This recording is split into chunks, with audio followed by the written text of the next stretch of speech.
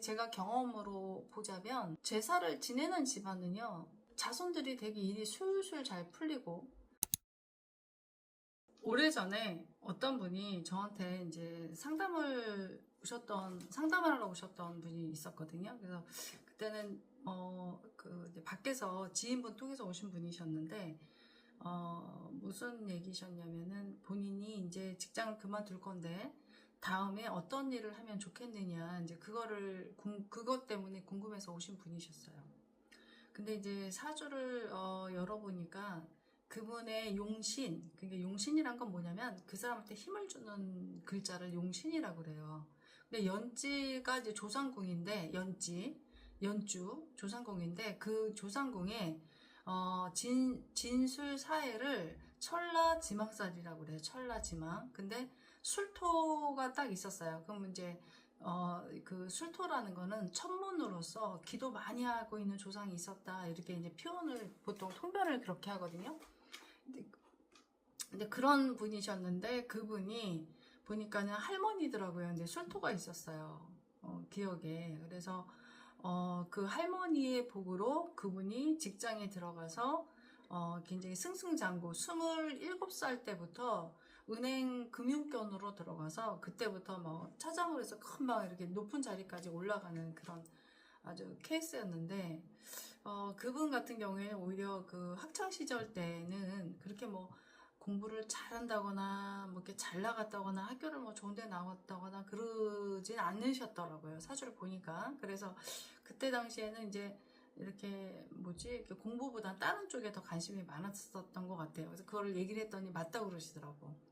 왜 상담을 할 때 있잖아요. 이렇게 숨기고 이러면은 상담이 안 됩니다. 솔직하게 다 물어보면 다 얘기하고 했을 때 본인이 정확한 답을 가지고 갈 수 있는 거거든요. 근데 그분이 이제 맞다고 그러더라고. 근데 그때 조상궁에서 술토가 있는데 그걸로 해가지고 이분이 굉장히 복을 많이 받고, 할머니가 기도해줘가지고 그 복이로 해서 이분이 되게 모든 거를 다 누릴 수 있는, 이런 이제 사회에서도 좀 이렇게 자리가 있는 이런 위치에 올라가는 그런 거였는데, 그 할머니한테 그 한이 있더라고요.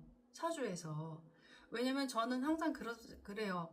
사주에서 이분이 어떤 문제가 있을 때 어떤 것 때문에 생길까, 그 원인이 뭘까라는 거를 저는 많이 찾는데, 그 원인이 거기서 말하면 그 안 좋게 보이는 글자들의 조합이거든요. 근데 그게 조상 자리에 있었고, 그 할머니의 한스럽다가 나왔는데, 돌아가실 때 좀 잘못 돌아가셨다. 보통 이제 극각살로 보통 형태가 나오거든요. 잘못 돌아가셨는데 탕화물성으로 해갖고 잘못 돌아가신 게 보였어요. 그러니까 탕화물성이니까는 이렇게 터져 죽었다든지, 뭐 총에 맞았든지, 화학 무슨 그런 어떤 거로 해갖고 돌아가셨다, 이런 형태로 이제 보이더라고요. 그래서 도대체 어떻게 돌아가셨길래 그랬을까 하고 이제 만나서 상담했을 때 여쭤봤더니, 그분이 그 이북에서 피날 내려올 때 할머니만 집에 놓고 가족이 다 내려오셨나봐요, 남한으로. 그래서 그 할머니가 기도를 굉장히 많이 하신 할머니가 계셨는데, 그 복으로 당신이 지금까지 잘 누리고 살았는데, 혹시 할머니 그 제사 같은 거 언제 돌아가셨는지, 그런 제사를 지내본 적 있느냐라고 했더니 한 번도 없대요. 이유가 뭐냐고 했더니 돌아가셨는지 안 돌아가셨는지도 모르고, 만약 돌아가셨다면 그게 날짜가 언젠지도 모르고, 그래서 할 수가 없었다는 거지. 제사를 안 지냈다는 거예요. 그래서 뭐 그거야 진짜 알 수 없죠. 살아계실 수도 있고 뭐 돌아가실 수도 있는데, 그분도 나이가 좀 꽤 있으셨는데, 뭐 요즘엔 또 모르죠. 또 북쪽은 또 어떻게 되는지.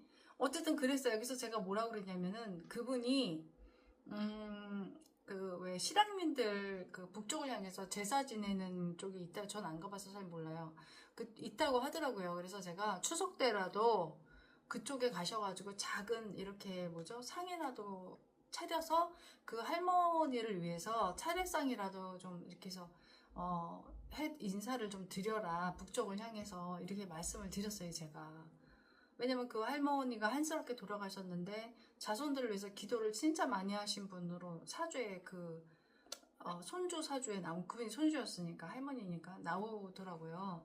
그래서 내가 이제 그분들 그렇게 이제 상담을 하고, 그리고 이제 앞으로 어떤 일을 해야 되는지, 근데 그분 같은 경우에는 제가 자세하게 얘기하기, 이제 공개적으로 할게 뭐하니까, A 일을 할까, B 일을 할까, 뭐 그렇게 고민하고 있었어요. 이제 퇴직하고 난 다음에. 근데 이제 본인이 하고 싶은 일은 A 일이라고 하더라고요. A 일.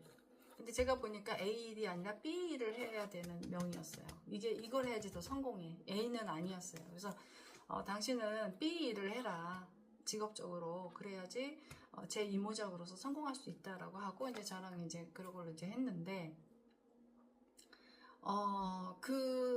그날, 그분 그렇게 상담하고, 나와가지고, 그날, 제가 꿈을 꿨어요. 신기하게. 제가 그 트럭에다가 이렇게, 화분을 싣고 이북을 가는 꿈을 꿨어요. 갔는데, 어떤 집에 제가 도달을 했어요. 난 처음 보는 집인데, 키가 좀 크시더라고. 키가 크신 할머니가 쪽지고 있었어요. 근데 좀 약간 말랐어. 근데 그 할머니가 나오셔가지고 있잖아요. 제 화분 있잖아요. 그 화분을 새 거로 다 갈아주시겠대요. 그러면서 저한테 말은 안 하셨어요. 인사를 하시면서 고맙다고 하는 것 같더라고요. 말은 안 하고, 말씀은 안 하고, 고맙다고 하시는 것 같더라고요. 그러고 깼어요. 그래서 내가 감잠을 앉아있다가 아무래도 그 할머니가 그분하고 관계된 할머니 같더라고요. 그래서 깜짝 놀랐죠, 저도. 근데 그거 아십니까? 그분은 사회적으로 굉장히 잘 나가셨거든요. 그 복으로, 할머니 복으로. 근데 그 자식이 있잖아요. 자식 때 가서 그 운이 딱 끝나요. 그분의 자식은 그 운을 받을 수가 없더라고. 끝나더라고.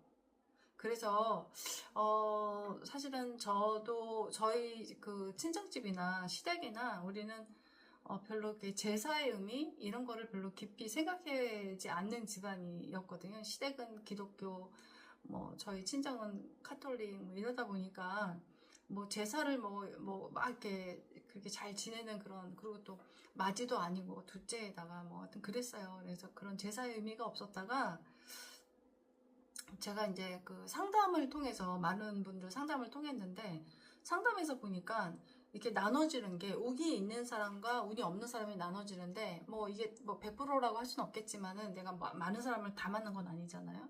근데 이제 제가 경험으로 보자면 제사를 지내는 집안은요 자손들이 되게 일이 술술 잘 풀리고 제사가 없고 이렇게 반목하는 집안 부모하고 자식하고 싸우는 집안은 되는 일이 없더라고. 정말 그게 딱 이 두 분류로 딱 나눠지니까 이거 뭐지? 정말 이거 제사 지내야 되나 보다 라는 생각이 든 거예요. 그래서 제가 제사가 없었는데 제사를 제가 부활을 시켰습니다. 이 공부를 하고.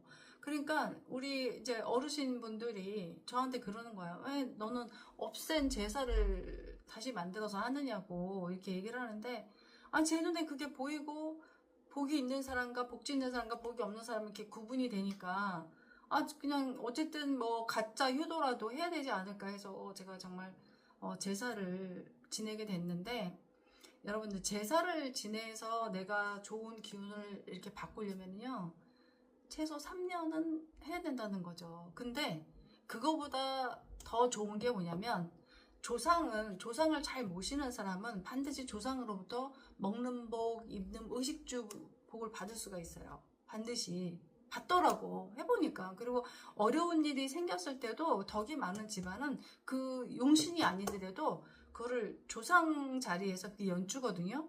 거기서 다 받아줘서 흉을 길로 만들어 갖고 다 이렇게 돌리더라고요. 그러니까 잘 넘어갈 수 있게 해준다는 거예요. 그걸 보니까 그 제사를 안 지낼 이유가 없는 거죠. 그래서 저도 그 다음부터 이제 제사를 제가 애들을 위해 저도 애들이 있다 보니까 이제 지내야 되겠다라고 이제 생각이 된 거죠. 그래서 저는 그게 이제 조상을 내가 조상한테 감사하는 것도 효잖아요. 근데 그보다 더 중요한 거는 조상도 살아있는 조상이 있고 돌아가신 조상이 있는데 이런 말이 있어요.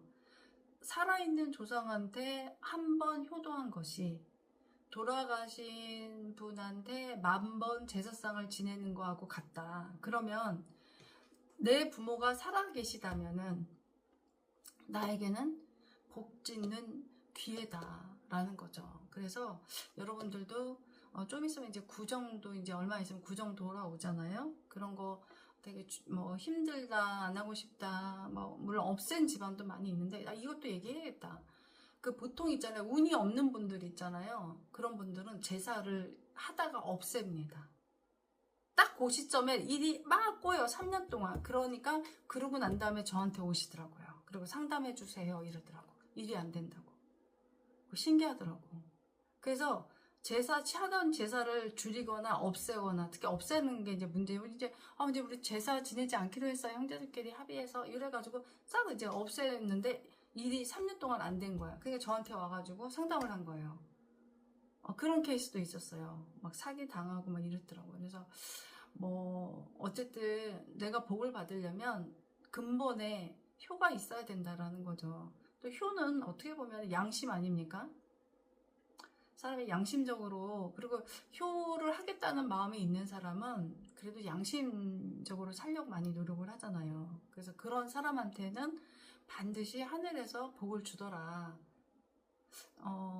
제가 이제 두 번째 저희 그 스님을 만나서 들었던 얘기 중에 참 마음에 와닿는 게, 지금까지도 와닿는 게 무슨 얘기가 있냐면, 너희 부모의 얼굴에서 신의 얼굴이 있다는 거예요. 그 말이 참 와닿는 것 같아요. 그러니까 하느님도 나를 낳아준 부모한테 그거를 감사함을 알고 효도하는 사람을 이뻐하시지, 거기에 신이 오시지. 그러니까 신공이라고 하잖아요. 있지. 나를 낳아준 부모를 배신하고 나 몰라라 하고 당연하게 생각하고 이런 사람한테 하느님이 예뻐할까? 뭐 이런 걸 생각을 해봐도 참 그런 것 같아요. 그래서 부모님이 살아계시다는 것은 나에게 복을 짓는 기회가 있다라는 거고, 최대한 부모님께 효도하는 2026년이 되셨으면 좋겠습니다. 감사합니다.